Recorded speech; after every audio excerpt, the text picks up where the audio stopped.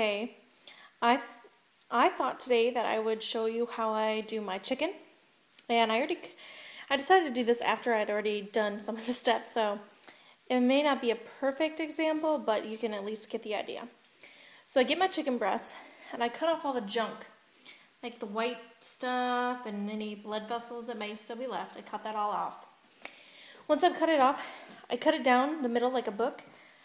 This was together, if you can see, and then I just kind of cut it down the middle right here, and then folded it open like a book, so that way it's flatter. It gives you the illusion of eating more, so you eat less. And as you can see, I just dribbled a little bit of olive oil. This is my olive oil bottle here, and I just drizzle a little bit on. Each of them, salt and pepper them heavily. As you can see, that's about how I salt and pepper everything, so you can kind of get an idea of what I do for that. So then I'm moving you over here to where my grill is. And I have this set, I don't know if you can see, the light's not very good. Let's see. I have it set to 10 for the highest setting. And it gets quite warm, so there is the grill.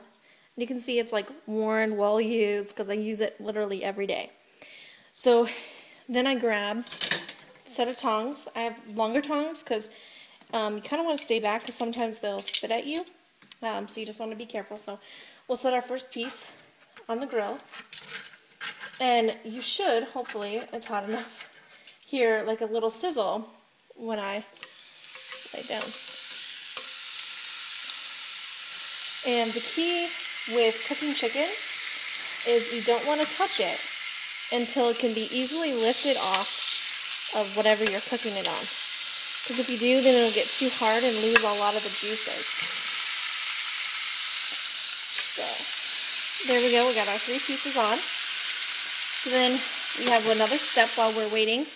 I'll grab it here. Sorry, I wasn't very prepared. So anyway, you grab your, I use olive oil. It's just it's an oil, it's a healthy oil, so it's good to have around. And you want to just look here and drizzle on each of them. Just a little bit there.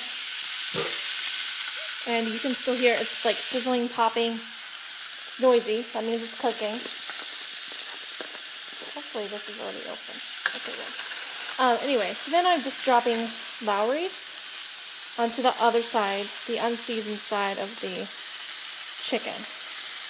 And I also use a lot of this. So as you can see, they're very well coated. The reason why I use so much spices is because I heard once on some cooking show that the restaurants put like 2 to 3 times what a normal everyday person would put to season their food. So I just really bumped up my seasoning, and the flavor and deliciousness of my food has really increased. So I'd recommend you doing that. Obviously it takes a little bit of give and take because sometimes you may over season. So you just have to kind of keep it in the back of your mind what's good for you. So when these are ready to cook, it will come up really easily from the pan. I'll kind of show you right now. See how this is like sticking? I can't really lift it up. And that's because it's not done. Once it's done, I'll be able to lift it freely from this and it won't stick.